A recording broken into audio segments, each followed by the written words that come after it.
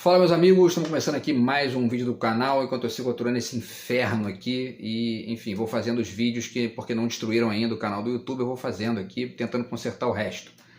No vídeo de hoje o tema vai ser esse aí, tá? Por que o brasileiro enxerga a dívida pública como um problema, tá?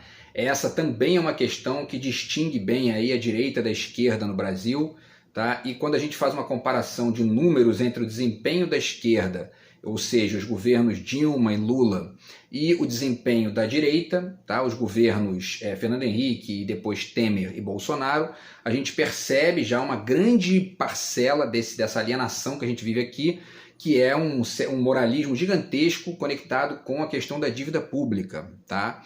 E ao mesmo tempo, quando a gente, e aí, né, quer dizer, quando a gente, para além disso, a gente faz uma reflexão comparando com o restante do mundo desenvolvido e mesmo com alguns exemplos do mundo pobre, tá? A gente percebe mais ainda o nível dessa alienação absurda que a gente vive aqui no Brasil por conta da direita, que especialmente por conta da direita, do protagonismo, da hegemonia da narrativa da direita aqui no Brasil. E, enfim, né, o tal do Olavo de Carvalho ficou dizendo ali que, né, passou os últimos anos da vida dele ali dizendo que a direita tinha que lutar pela narrativa, porque a esquerda dominava a narrativa. Assim, um completo retardado, né, um idiota que não tem a menor noção do que é a história do Brasil, do que é o contexto, do que é essa guerra de narrativas de fato no Brasil. Então vamos falar um pouquinho sobre isso aí no vídeo de hoje, tá? Antes eu deixo para vocês aqui mais uma vez a dica do meu novo livro de poemas, está aqui do outro lado de cá. Quem quiser entrar em contato aí pelo Zap, furar esse bloqueio que eu estou vivendo aqui, a gente conversa a respeito, tá? E o livro tá aí, beleza, pessoal? Então, vamos começar o seguinte, né? Por que eu estou trazendo esse tema? Porque nos últimos dias saíram algumas notícias na imprensa e também em veículos alternativos de que o Haddad mudou, né, a meta fiscal do país para os próximos, né, os próximos 2, 3 anos, e isso desagradou profundamente o tal mercado, né? Então, quem é esse tal mercado?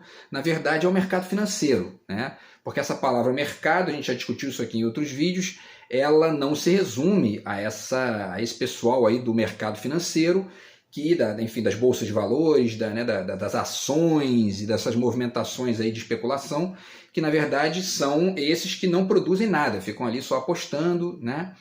E você tem o mercado de produção, que são as empresas, as indústrias, o comércio e os próprios consumidores, que na verdade aí sim é o mercado realmente produtor do país, tá? Então, quer dizer, o tal mercado ficou muito incomodado, porque o Haddad, vou falar um pouquinho sobre isso aqui na parte final do vídeo, tá? E aí, enfim, a grita foi geral aí, inclusive já aumentaram o dólar, e aí começam a fazer essas pressões que são artificiais, né, são plantadas para poder gerar diminuição da aprovação do governo, gerar crise, ambiente de crise, ou até mesmo uma farsa, né? Uma imagem de crise que na verdade não existe, e tudo isso, enfim, é rodeado pela narrativa da grande imprensa, que repete isso no seu comentário jornalístico, no seu comentário de economia, na verdade, né? E porque o problema, e vale um parêntese aqui, né? Eu tenho pensado sobre isso aqui nos últimos meses, porque eu fiz aqui vídeos descrevendo, por exemplo, matéria da revista Veja, afirmando ali que né, os Estados Unidos fazem pedalada fiscal, fazem manobra contábil todo ano, né?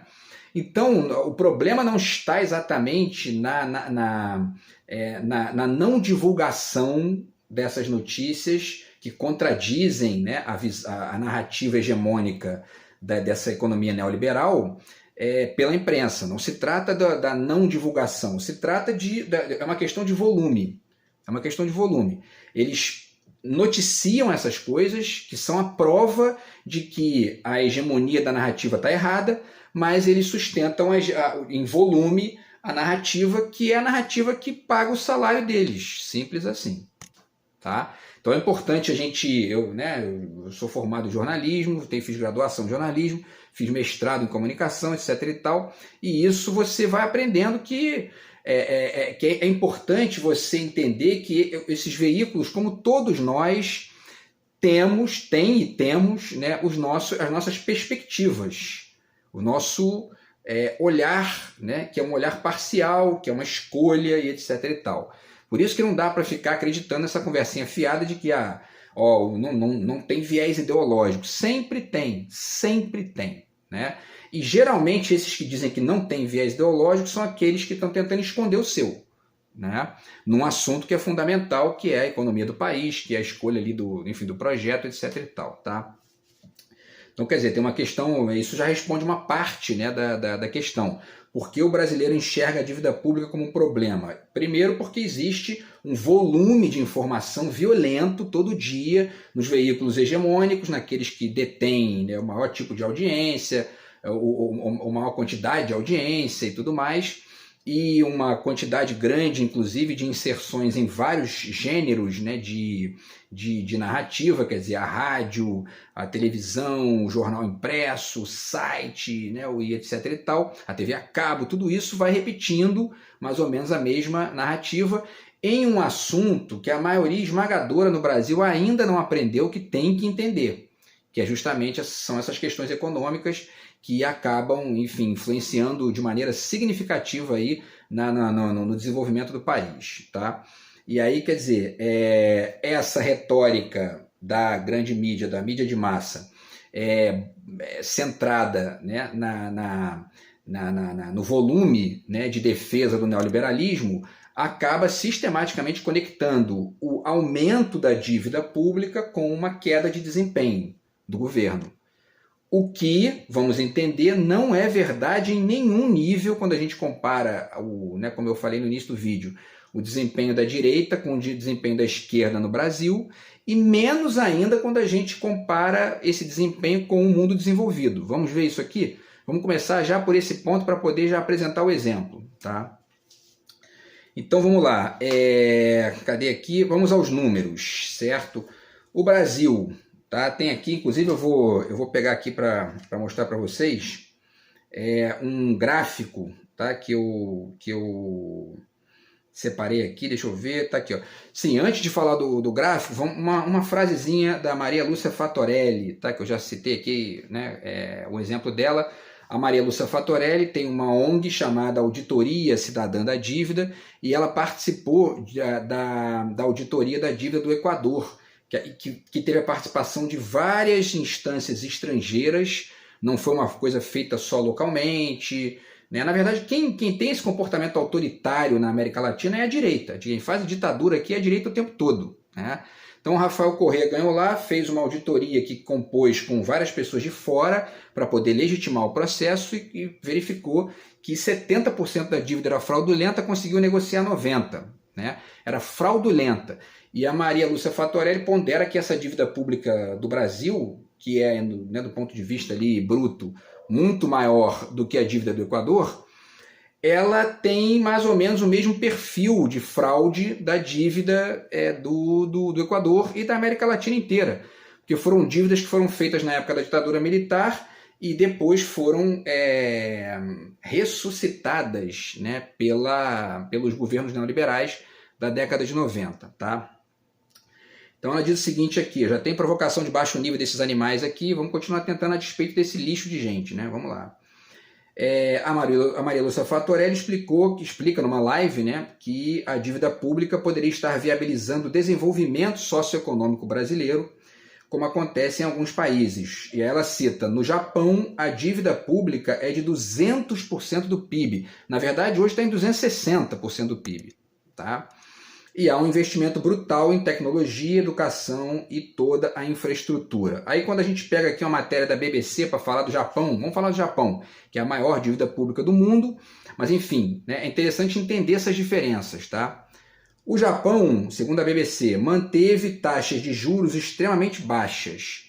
O nível da dívida é muito alto, mas o governo paga relativamente poucos juros aos seus credores e pode manter a dívida alta indefinidamente, afirma Ken Kuttner, professor de economia da Universidade Williams College de Massachusetts, quase não saiu aqui, nos Estados Unidos. Outro motivo é o fato de que a maior parte da dívida do Japão não é definida em moeda estrangeira, mas sim em ienes, sua moeda local. Isso faz com que seu banco central fique menos exposto às turbulências dos mercados internacionais. Resta saber por que no Brasil não se faz isso, né? De fato, 90% da dívida está nas mãos de investidores japoneses. Não existe muita dívida japonesa nas mãos de estrangeiros, afirma Kuttner. Eram cerca de 8% na última vez que verifiquei. A maior parte está nas mãos de instituições financeiras japonesas e no Banco Central do Japão. Com isso, é possível essencialmente monetizar o déficit do governo, segundo ele, ou seja, o governo japonês vende títulos, mas eles são comprados pelo seu próprio Banco Central. Isso significa, em miúdos, digamos assim, que o Japão, ele lá e provavelmente outras economias mais desenvolvidas, porque são malandros, porque são espertos, não tem essa direita, né, nojenta que a gente tem aqui, eles controlam essas questões sempre em conexão com o interesse nacional. O interesse deles lá, nacional deles, né? Aqui no Brasil existe um desenho radicalmente diferente, problemático, empobrecedor. A gente tem aqui uma direita que monopoliza o Congresso, eleita pela população, que ainda não entendeu essa diferença, né? E ao mesmo tempo, aí quando essa direita entra, faz o quê? Cria lá a tal da farsa da independência do Banco Central, que na verdade não tem independência nenhuma, é um sujeitinho que está lá que é do mercado financeiro. Tem ideologia, tem viés ideológico, né? Defende o neoliberalismo. E aí ele faz o quê? Ele fica ali equacionando os juros do Banco Central em consonância com os interesses do mercado financeiro, em detrimento dos interesses do Brasil, né? E aí vale dizer aqui, ó, né, um trecho que eu separei aqui. O que adianta, né? Eu li aqui um texto que explica isso. O que adianta o mercado financeiro pressionar o governo para fazer superávit? Por exemplo, o que é o superávit? É esse extra, né, que sobra, tá? E que em tese demonstraria, a dívida pública diminuiu, porque se tem superávit, né, a dívida não aumentou, dá para pagar a dívida. Mas aí o mercado financeiro pressiona o governo para fazer isso no Brasil, né, para fazer superávit e, portanto, para não aumentar a dívida. Mas aí o presidente do Banco Central, como ele é um capaz do mercado financeiro, ele eventualmente, se ele quiser, e se ele for pressionado pelo mesmo mercado financeiro, ele vai lá, aumenta os juros, e aí isso aumenta a dívida mesmo com superávit. Portanto, não adianta você ter um governo desenvolvimentista que entende a importância da dívida pública como um mecanismo de desenvolvimento do país, se você tem um presidente do Banco Central que é contra isso. Porque isso fica criando uma lógica enfim, avança, um joga para avançar e o outro joga para travar e para jogar nas mãos do mercado financeiro, certo? Então esse é o ponto. Agora vamos fazer a comparação aqui, Brasil, direita e esquerda, e depois Brasil com os países do mundo desenvolvido. Vamos lá. Fernando Henrique Cardoso pegou a dívida pública, a dívida líquida do Brasil, tá, em 29% do PIB em 1995, certo? Que é o primeiro ano, inclusive, desse cálculo aí. 29% do PIB, 29,5% do PIB, entregou para o Lula em 2002 com 59,8% do PIB. Quer dizer, mais do que dobrou a dívida pública no Brasil, 102% de aumento. Direita. Certo? Essa mesma direita que fica vendendo essa ideia de superávit primário, essa ideia de que o aumento da dívida é necessariamente um sinal de calote, um sinal... Porque esse papinho de calote para quem? Para quem vai esse dinheiro aí? Quase metade dessa grana vai para o mercado financeiro. Né? Por isso que esse mesmo mercado financeiro municia a mídia de massa com dinheiro para poder dizer, isso é calote. Né? Quando na verdade dar calote nessa gente talvez seja inclusive, né, a saída. Né? Mas enfim, então, e aí o Fernando Henrique aumentou 102%. Aí o Lula pega em 2002 com 59%, ele já terminou 2003, né, com 54%, quer dizer, já diminuiu 5% a dívida, entregou para Dilma em 2010 com 38% do PIB. Ou seja, abaixou a dívida 36,45%. Isso significa, né, isso na relação dívida-PIB. Dívida-PIB. Por quê? A dívida bruta, ela acaba aumentando sempre, porque o governo vai tendo mais gasto e tudo mais, isso aí é inevitável, né? porque os interesses nacionais, os interesses, às vezes até desse tal mercado financeiro, quando está ali infiltrado, acabam falando mais alto do que, enfim, né? Muitas vezes você não tem outro jeito, tem que gastar mais. Mas especialmente no que diz respeito ao interesse nacional, certo? Então a dívida bruta aumenta, mas se você aumentar a arrecadação mais do que você aumentou a dívida, você contribui para essa relação dívida-PIB diminuir. Então a Dilma, o Lula pegou com 58, com 59,8, entregou com 38 para Dilma, certo? A Dilma já finalizou 2011 com 34,5, abaixou mais 3,5%, e finalizou 2014 com 34,10, que foi o último ano do primeiro governo dela, tá? E aí, para finalizar, pessoal, a gente tem aqui os outros dados do Brasil. Em 2015 subiu um pouquinho para 36, 2016 para 38, e enfim, e aí em 2016 já é o Temer, né? O Temer termina com 38. De qualquer maneira, se a gente compara o primeiro ano da Dilma com o último, ficou zerado. Porque o ano de 2016, inclusive, não era nem mais a Dilma, o último ano da Dilma mesmo foi 2015.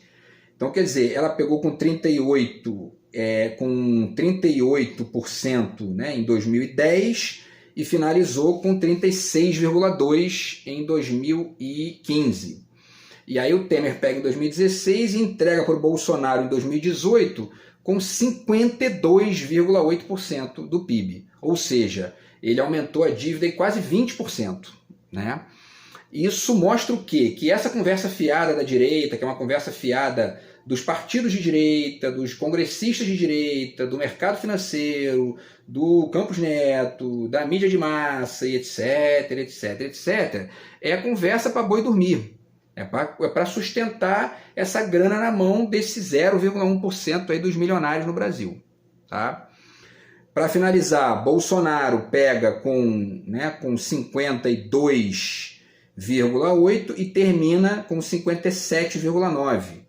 Aumentou a dívida 5% aí, né? Então, se tivesse algum fundamento nessa lógica da direita brasileira de ficar dizendo que, né, tem que ter superávit, quer dizer, tem que ter déficit zero, tem que fazer teto de gastos. Estados Unidos, já fiz vídeo aqui, falei disso aqui no início do vídeo, eles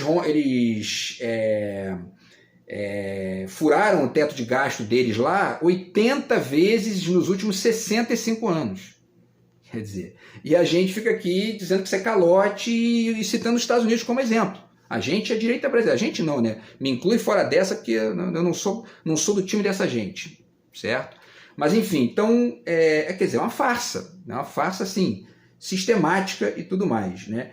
Então, agora vamos comparar, pessoal, com o restante do mundo. Antes aqui, só para finalizar esses dados aqui da dívida pública, tem uma dívida líquida e uma dívida bruta, né? Existe uma diferença, porque a dívida bruta é a dívida líquida mais os ativos, empréstimos, etc. e tal. Mas no fundo o melhor parâmetro para poder pensar essa questão é justamente a dívida líquida, tá? E aí um dia no futuro, quem sabe eu faço um vídeo para explicar isso, porque isso aí tem que detalhar mais. Eu também não estou com muito, né, com uma atmosfera boa para fazer isso agora, mas enfim. A dívida bruta do Brasil é mais ou menos a mesma coisa, tá? Quer dizer, a Dilma finalizou 2015 com 57%, o Temer entrega para o Bolsonaro 75%, né, quase 20% a mais, e o Bolsonaro finaliza ali com 73,5%, quer dizer, mais ou menos a mesma coisa, não aumentou nem diminuiu, né? Ele chegou, na verdade, a 86%, depois abaixou, isso por conta da pandemia. Mas isso, na verdade, tem uma questão também aqui, para poder ponderar nesse detalhe aqui, mesmo quando a direita não aumenta a dívida pública, ou quando ela controla essa dívida, ela não está fazendo isso em prol do desenvolvimento do país, ela está fazendo em prol do desenvolvimento do mercado financeiro, do bolso dessa minoria, da minoria que está ganhando com isso. Então, inclusive esse princípio, e aí é um ponto importante aqui, que agora a gente vai ver comparando com os países do restante do mundo. Tá? Esse princípio de moralista, né, em relação ao controle da dívida, ele está justamente calcado na ideia equivocada de que o aumento da dívida significa um mau desempenho da economia. Vamos ver como isso não procede comparando com alguns países, com todos os países mais desenvolvidos aqui, que são grandes economias, né? E, ao mesmo tempo, com países pobres. Vamos lá, vamos comparar isso aqui, ó. Porque, então, né, para finalizar, de onde vem o medo da dívida? Essa é a questão para a gente finalizar o vídeo, tá? Vamos falar dos números, então. Cadê aqui? Evolução da dívida pública do Japão. A dívida pública do Japão no ano 2000 era de 100% do PIB. No ano de 2010, 200% do PIB. Dobraram a dívida. No ano de 2020 chegou a 224% e no ano de 2022 agora 266% do PIB. Então o Japão, que durante muito tempo aí foi a terceira maior economia, acabou de perder o terceiro lugar para a Alemanha, mas está ali, ó, né, estão ali brigando pelo terceiro lugar. Isso significou pobreza, queda de desempenho do país, destruição da economia? Não, pelo contrário, um país desenvolvidíssimo e com, enfim, né, tudo funcionando, tudo crescendo, etc. e tal. Itália, a dívida da Itália em 2010, que a Itália acabou de ser ultrapassada pelo Brasil agora, o Brasil vai virar a 8ª economia do mundo esse ano, vai ultrapassar a Itália. A dívida da Itália era de 119% do PIB e isso em 2010, né, em 2020 pulou para 155%. Aumentou mais de 35% a sua dívida pública, virou país pobre, virou país subdesenvolvido, virou uma economia catastrófica? Não, certo? Sempre lembrando, então eu estou falando de 155 da Itália, 260 do Japão, a dívida pública bruta do Brasil hoje é de 89% do PIB. Se é que não diminuiu um pouquinho aí em 2023, porque não tem esse número aqui. Mas enfim, está por ali, 89, 85, tá? Espanha. A dívida da Espanha em 2010 era de 60% do PIB. Em 2020 pulou para 120%, dobraram a dívida. É como se a dívida do Brasil também, de certa forma, dobrou, né? Praticamente dobrou, porque era de 30 e poucos com a Dilma, foi para, enfim, né? Para um valor aqui, quer dizer, 57, quase dobrou, né? Não chegou a dobrar, mas aumentou 20%, tá? Mas em detrimento de uma série de coisas da esfera pública que lá eles não fazem. Essa é a questão. Essa é a diferença, tá? Canadá, hein? Canadá, país super desenvolvido, tá? Considerado por muitos aí capitalista, etc e tal, né? O Canadá tinha uma dívida de 84% em 2010, pulou para 117% em 2020. E agora caiu um pouquinho, está em 106% em 2022, mas continua muito mais alta do que estava em 2010. Destruir a economia? Não. Diminuir o desempenho do país? Não. Virou um país pobre? Não. Né? O que mais? Vamos ver aqui.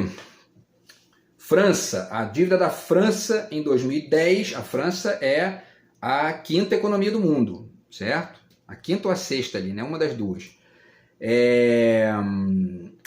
Aliás, acho que agora é a 6ª ou a 7ª, porque a Índia passou agora o Reino Unido, né?